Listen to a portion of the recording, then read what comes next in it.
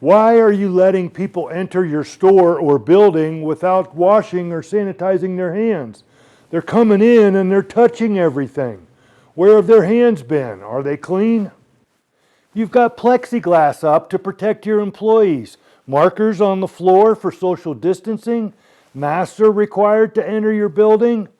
You're disinfecting and wiping down your counters and card readers each time. Why don't you make it easier for them to sanitize their hands when they enter your building? Sure, you got the little pump bottle on the table in the corner that nobody wants to touch, or the box on the wall that nobody ever sees or uses. Make it stand out. Put it right here in your entranceway. It's an obvious and simple suggestion that's easy to use, and it's touchless. We'll customize the message for you.